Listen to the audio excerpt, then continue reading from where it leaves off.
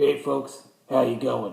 Well, what a rush the last few weeks, couple months has been. I want to say thank you to everyone who supported, commented, liked. It means a lot. So, I'm going to do something very rare and a great indication to metal. Aggro 2000. This compilation album features many tracks, some that aren't even from the year 2000. I believe the use of 2000 for this was to represent the extreme, because back in the 90s, everything was 2000. You had Godzilla 2000, even though it came out in 1998. You had LOD 2000, which of course the greatest tag team ever. So, Aggro to the level of 2000. What makes this album so? First, you have Loco by Cold Chamber. Now, Loco came out in 1997. Cold Chamber had their second album out in 1999. Now, a song from chamber music probably would have worked more of this because obviously one of their singles came out in 2000. I think it was Shot the Monkey, or maybe Not Living. But having Loco open up Aggro 2000, that's probably why they made their choice. Now, second track is Bled for Days by Static X. Now, Bled for Days is on Static X's 1999 debut Wisconsin Death Trip, which is being celebrated for its 20th anniversary, and Static X are on tour, and they're touring with Devil Driver. Devil Driver, of course, is fronted by Des Fafara from Cold Chamber, so it's all come full circle. So, having Cold Chamber and Static X on the same record makes this anniversary tour symbolic and crazy, hence Aggro 2000. Now, third, you got Do Haste, or Hast, by Rammstein. Another song from 1997. But, it's a good track, it's a fan favorite, and it works well after the two others. Fourth, you have Guilty by Gravity Kills. Now, Gravity Kills are an underrated industrial band. They had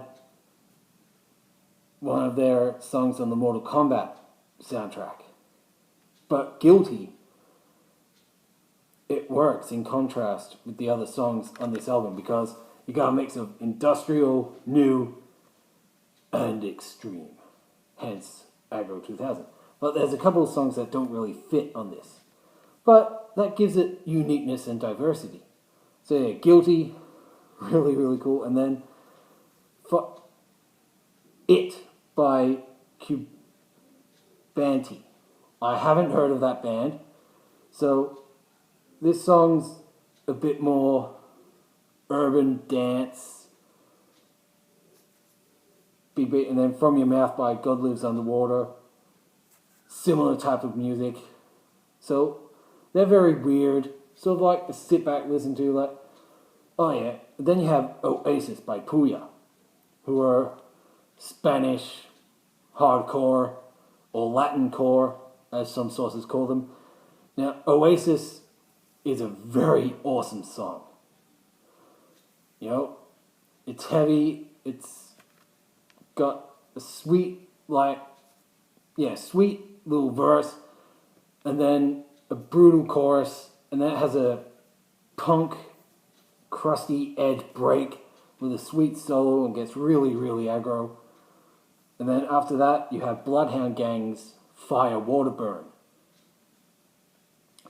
Not very aggressive, but it's a fun song. Everyone knows it. The roof's on fire. We don't need no water. Let the motherfucker burn. Now that chorus was used in Cold Chamber's Sway. So again, there's symbolism in this. It's crazy. It's Aggro 2000. Then you have Choke by Vision of Disorder. Now, that's a pretty edgy song, Then Liar, which is a jazz hard rock song by Roland's band. Then you have One Thing by Nothing Face. One Thing is one of the heaviest songs on this album.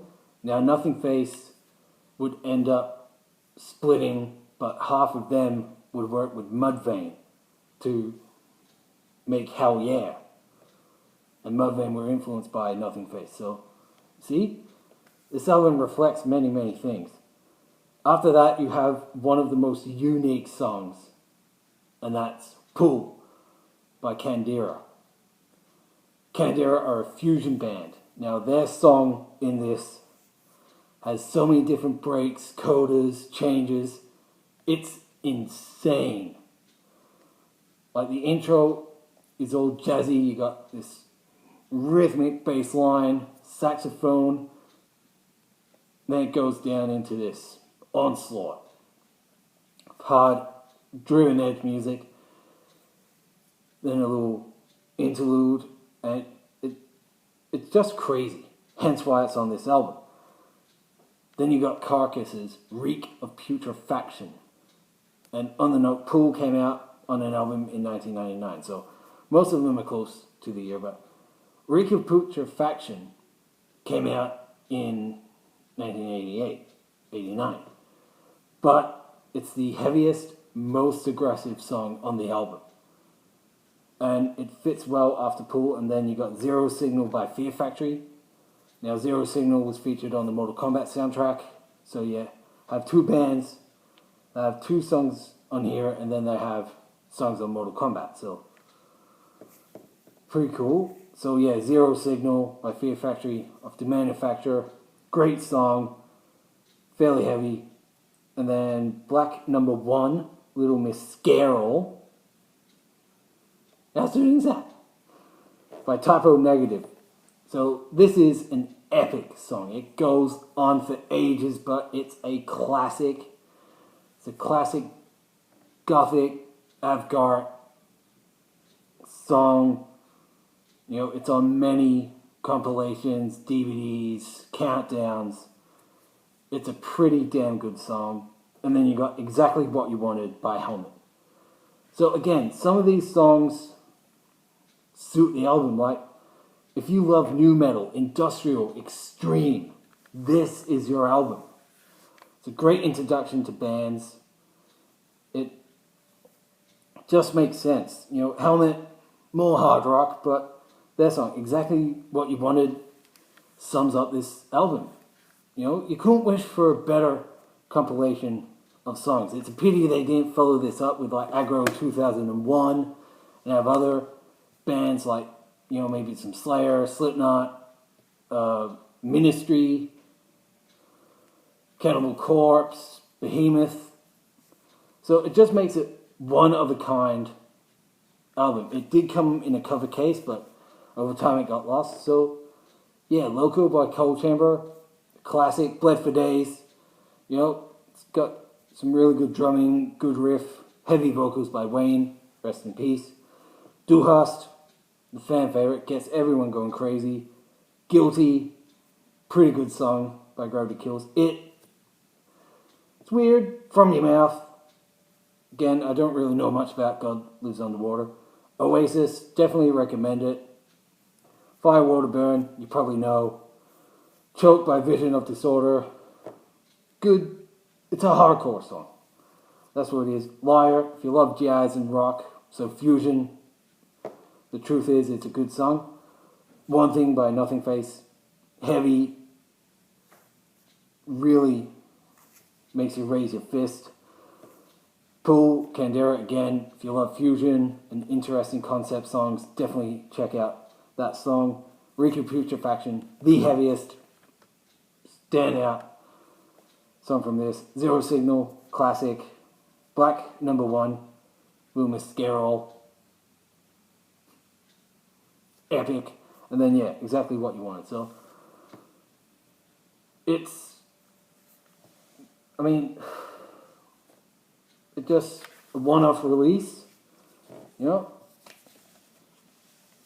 Now, this man went through absolute pain getting that tattoo.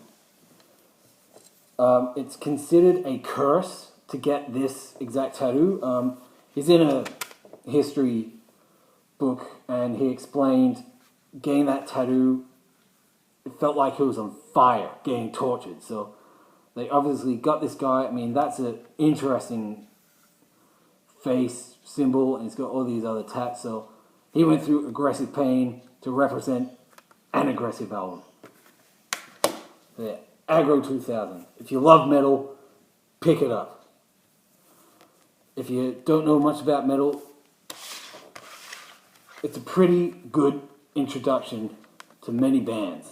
And you'll thank this CD and me for recommending it for you. And I'll scare you later.